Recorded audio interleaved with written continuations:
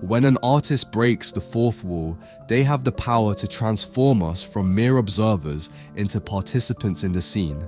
In a way, the artist makes us accomplices in whatever is happening within the scene, whether it's through a mysterious mirror that reflects us, a gesture inviting us to interact, or, as in this case, the anguished gaze of a man who seems on the verge of collapse.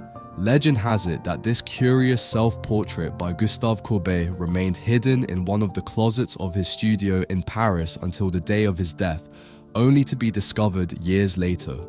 Perhaps he never even wanted us to see it, yet ironically, it has become one of his most recognized works worldwide. You've likely seen this painting before, but today you will see it in a completely different way. From today onwards, you'll find in this painting not just a gesture of desperation, but a cry for help, one that is directed at us. The first question we need to address here is, what does breaking the fourth wall mean? Breaking the fourth wall is a concept that originated in theatre, but has found its way into other media, such as film, literature, and of course painting.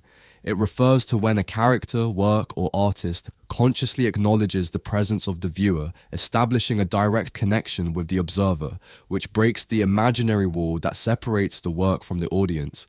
In the context of art, this technique creates a sense of intimacy, discomfort, or even confrontation as the viewer ceases to be a passive observer and becomes part of the experience of the work. In painting, breaking the fourth wall often means that the depicted characters not only exist within the space of the artwork, but are also aware of the gaze of those looking at them. This generates a more intense connection, often forcing the viewer to reflect on their own role as they observe the scene. This type of interaction can be unsettling, as it compels us to step out of our comfortable position as observers and makes us feel watched, judged, or even challenged by the work itself. You can better understand this concept by looking at this painting, as it is one of the most famous examples of this technique, though there are many others. The painting is called In a Roman Osteria and was painted by Bloch in 1866. In this work, the characters turn towards the viewer with expressions ranging from intrigue to disapproval. They are not merely immersed in their own world, they recognize our presence. The scene makes us feel like intruders who have interrupted a private moment. This breaking of the fourth wall creates an uncomfortable atmosphere, as the gestures and gazes of the characters seem to question and judge us for intruding on their conversation. This kind of interaction in art changes the traditional dynamic between the work and the audience. From being mere witnesses, we become participants, and the painting stops being a window into another world, becoming a mirror that reflects our own gaze back at us. This is what makes breaking the fourth wall so powerful and, in many cases, unsettling. It makes us aware that our presence influences the work and its interpretation. The Desperate Man by Gustave Courbet is another clear example of how the fourth wall can be broken in painting. When looking at this piece, we can't be certain whether Courbet is facing a mirror, observing himself in a moment of desperation, or if, on the contrary, he is looking directly at us, the viewers, perhaps making us witnesses to the difficult moment he was going through, or even asking us for help. But first, let's understand what this artist was going through at that time. Gustave Courbet was one of the most prominent exponents of realism, but he lived a life marked by the search for recognition and the struggle against his inner demons. Born in 1819 in Ornans, France, Courbet moved to Paris at the age of 20, where he began his artistic training.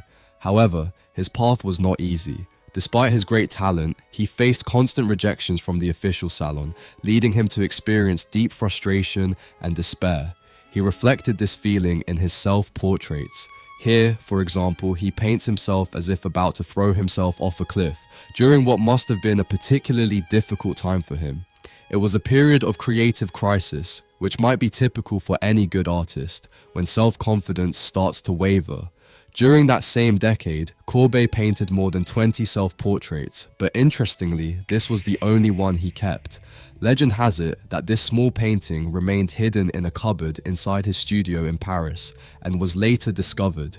I can't tell you if this is true, as there is no reliable source to confirm it, but given the depth of this painting, I wouldn't be surprised if he didn't want to expose his feelings to the public.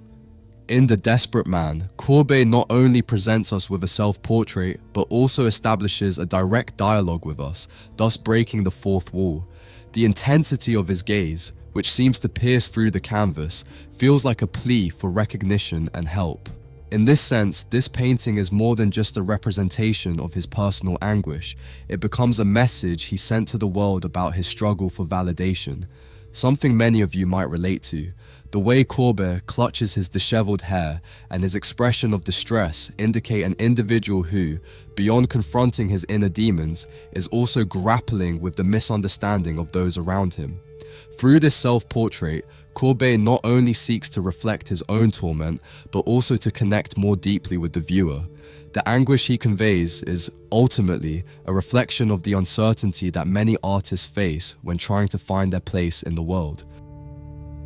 Breaking the fourth wall in a painting is no easy task. It's not simply about the subject looking at the viewer.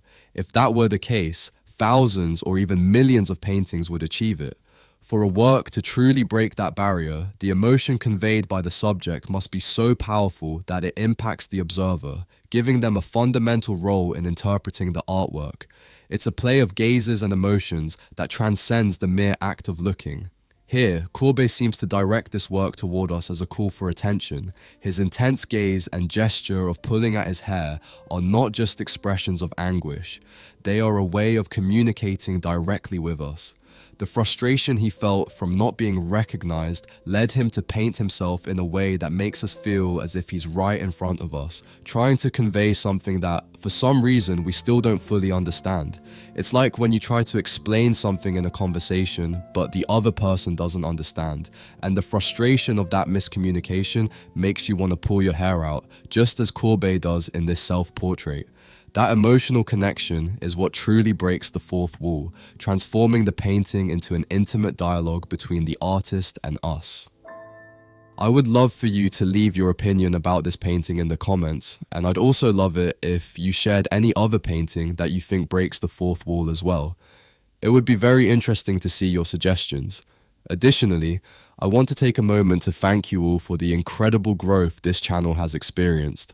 I never imagined that we would reach over 50,000 people in such a short time, and a huge thanks to the hundreds of people who have made purchases in the store, supporting the channel and making it possible for me to create videos like this every week. If you haven't done so yet, I invite you to visit the website and check out the catalog with over 400 artworks curated by me.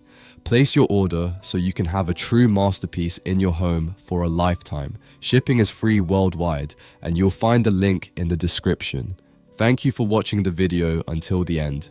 Don't forget to subscribe to see 2 analyses like this every week. See you in the next one. Bye.